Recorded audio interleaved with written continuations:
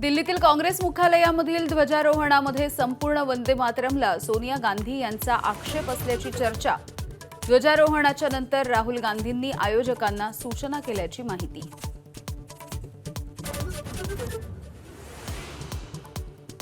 पंतप्रधान नरेंद्र मोदी यांच्याकडून लाल किल्ल्यावरून सप्तधारेची घोषणा।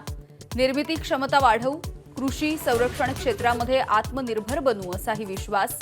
जागतिक बाजारपेठेमध्ये मालाच्या दर्जानं ओळख बनवा असं आवाहन। केंद्र सरकार विविध परीक्षांसाठी मोफत ऑनलाईन कोचिंग सुरू करणार।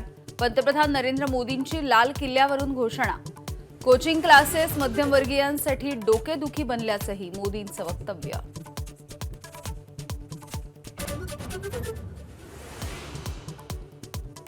नक्षलवाद संपला पण नक्षलवादी मानसिकता कायम। पंतप्रधान नरेंद्र मोदींची लाल किल्ल्यावरून टीका। महिला आरक्षणाच्या मंजुरीमध्ये विरोधकांनी सहकार्य करावं असंही आवाहन।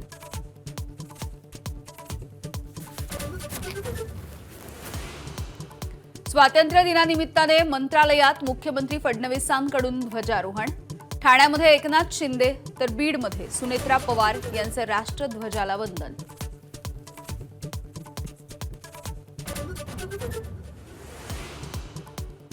माझ्या कॉकरोच टिप्पणीचा विपर्यास करत तरुणांची दिशाभूल करण्याचा प्रयत्न। सरन्यायाधीश सूर्यकांत यांचं स्पष्टीकरण। तर कोर्टातील सुनावण्यांच्या अर्धवट चित्रफिती प्रसारित होण्यावर सरन्यायाधीशांकडून चिंता व्यक्त।